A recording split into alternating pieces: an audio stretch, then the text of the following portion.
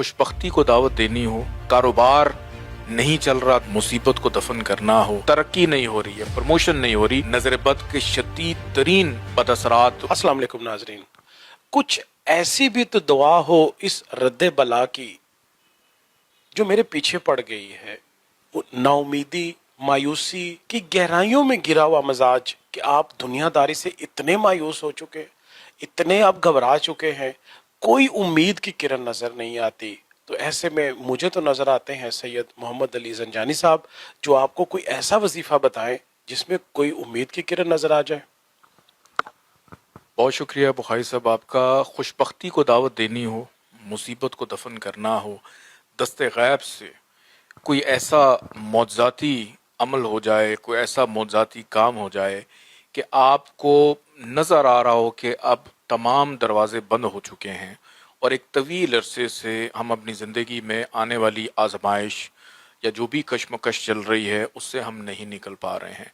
तो आज एक ऐसा मुजरब अमल जो है वो मैं बताऊंगा, लेकिन इसको करना होता है कि काली मिर्च आप लेके, ब्लैक पेपर आप लेकर उसके 8 दाने आपने लेने, 8 दाने, और हर एक दाने के ऊपर आपने 14 दफ़ा पहले दुरूद पाक पढ़ेंगे। फिर उसके बाद 3 दफ़ा आप बोलेंगे या कहारो, या कहारो, या कहारो, अल्लाह का नाम है। उसके बाद आप कहेंगे बेहक के ला इलाहा इल्लल्लाहु मुहम्मदुर रसूलुल्लाह, और एंड में आप पढ़ेंगे 14 दफ़ा दुरूद पाक। फिर यही अमल आपने रिपीट करना है दूसरे दाने के ऊपर भी, कि 8 दानों के ऊपर अलग अलग से 3 दफ़ा या कहारो, बेहक्के, ला इलाहा इल्लल्लाहु मुहम्मदुर रसूलुल्लाह पढ़ के अव्वल आखिर 14 दफ़ा दुरूद पाक के साथ इन 8 दानों को आपने इकट्ठा करना है और इसको मट्टी में कहीं पे भी आपने दफना देना है। इस अमल को अगर आप करना चाहते हैं तो ये अमल हर 3 महीने में एक दफ़ा किया जाता है। ऐसा नहीं कि आप इसको हर हफ्ते करें या हर रोज़ करें।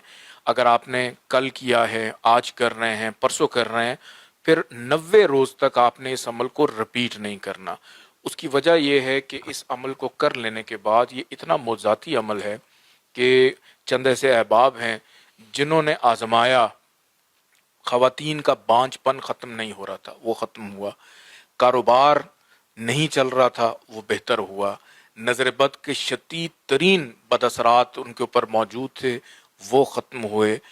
बीमारी, दवाई लेते थे, शिफा नहीं मिलती थी। अल्लाह पाक ने करम किया कि आपके वजूद का जो रूहानी औरा है उसको आप दफन कर देते हैं अल्लाह का एक कलाम के साथ मट्टी के अंदर, उसी की ज़मीन के अंदर।